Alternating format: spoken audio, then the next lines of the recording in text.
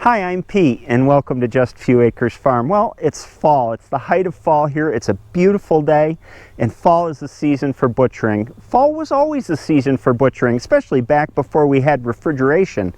And it followed natural cycles because animals like lambs and pigs and chickens would be born in the spring when the weather was warming. They would grow through the warm months. Remember, in the old day, a meat chicken took at least 6 months to grow. They would grow during the warm months, and then you would butcher in the fall. The other great reason for butchering in the fall is the outside temperature is agreeable for it. You could hang carcasses outside to cool in 30 to 40 degree weather. You could age beef. Heck, when I was a kid, we used to hang beef in the barn to age it after we butchered here on the farm. So it just makes sense. It feels like part of the natural rhythm. So we're doing a whole lot of butchering now. It's a real push for Hillary and I, and I'm going to take you around the farm in this video and show you all the animals that are headed to freezer camp. First, the pigs. I've got 12 pigs here that are going to the butcher in mid-November, so it's coming up pretty soon. And with pigs, I am always glad to see them go. Pigs are a pain in general, but they're especially a pain when they get big, because when I come in to feed them, I've got my bucket of feed, they'll rush me now. They don't run away anymore, and they've almost bent my knee backward a couple times, so I will be very happy to see these guys go. When it's time for them to go, I'll just back the trailer up to the fence line about a week before I'm going to load them to the butcher, start feeding them out of the trailer. And on butcher day, when they all go in to eat, I'll just close the door behind them and away we'll go. Glad to see them gone. Pigs are my least favorite animal to grow, but I sure do like pork, and this is next summer's pork that just came this week, special delivery. Red had 15 piglets, 2 of them were born dead. She's lost 1 since then, so she's got 12 left, and Red's a good mom. She is careful where she puts her feet, and she takes good care of her piglets. On the other hand, Missy also had piglets, and as you can see, there's only 2 here. Missy only had 7 piglets. She stepped on 5 of them, and so she's got 2 left. Missy's a terrible mom, so I've got plans for her this fall. As soon as we wean her piglets off, I am going to butcher Missy here on the farm. It'll be a big job. She probably weighs, I don't know, she'll dress at 400 to 500 pounds, and we've had bigger pigs, believe it or not, but she'll provide a couple years worth of meat. Since we're butchering them here on the farm, we won't be able to sell the meat, so we'll save it all to eat ourselves. That's going to be a big project. I'll probably make a series of videos about it.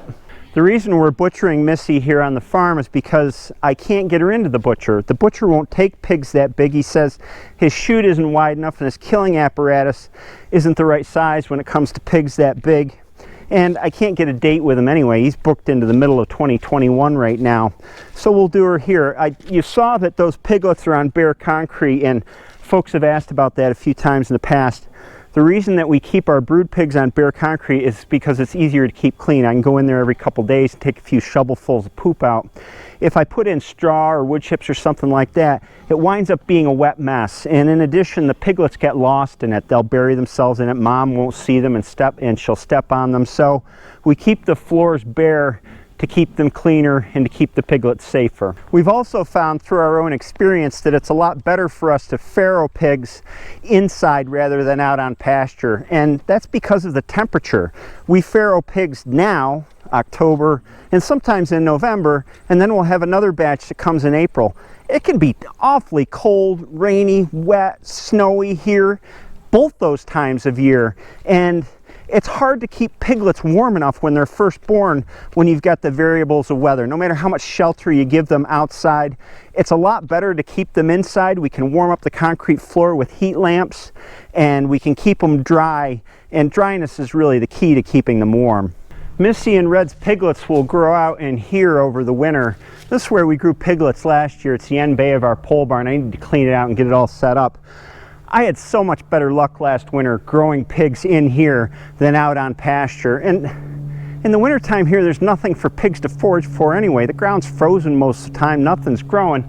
Growing them in here keeps them out of the wind, keeps them dry.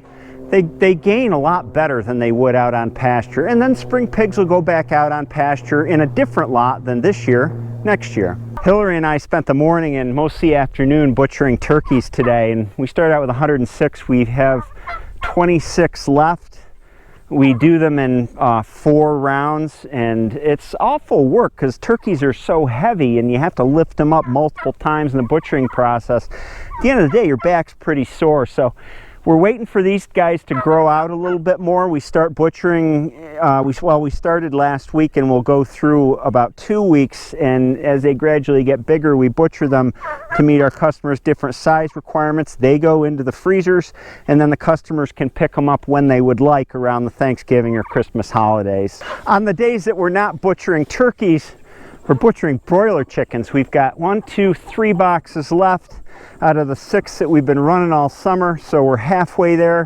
Whenever a box empties, now it stays empty. You can see them trailing back in the field. We'll collect them all up in the fall. I'll be happy to be done butchering poultry. It gets old this time of year. It is nice to fill up the freezers, though, to think about all that we'll have to sell in the wintertime to keep us busy and keep money coming in. Fortunately, we don't have to butcher any stew hens this year. We have about 400 layer hens out here now. You see there's 2 houses. We combined the pullets that got hatched out this spring with the older laying hens. Usually we would butcher a batch of 2-year-old laying hens to keep our flock young and productive, but we're always short on eggs, and this year we're going to try holding the layers for another year or so. Next year we'll have some 3-year-olds laying, or between 2 and 3-year-olds, and see if we can up our egg production a little bit as we're moving toward keeping a 400 hen flock permanently. So at least it's a relief that we don't have to go through like we usually do and butcher these guys. We move them into their winter house late October usually, but I'm not sure the winter house is going to be done this year. As you recall, we tore it all apart to put in a concrete floor. Well, I've been waiting for the concrete truck to come for almost a month now, and once we get the concrete poured, we can put the plastic and the metal on it and move these guys inside, but it's going to be a little bit later than usual this year. And I left the most important thing for last. This is Sammy. Remember Sammy, the bottle-fed steer now? He's over 2 years old. He was hand-raised, and he's always been friendly, but he's going to the butcher in a couple weeks, and I have to tell you, I really have mixed feelings about that, because this is Hux. Hux.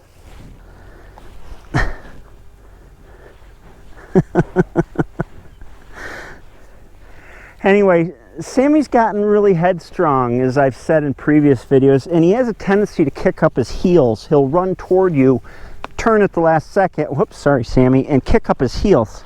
Coco, stop it. And it's dangerous. I've been bent over opening up a hay bale and almost gotten hit in the head by his heel. So I also feel that it's better for Sammy to stay on the farm and sort of end his days the way he was meant to, because it's the less stress for him. You are pushy today. You know, I've had more than a few people contact me and say they'd like to buy Sammy to keep as a pet. Well, number one, he's really not that great a pet anymore.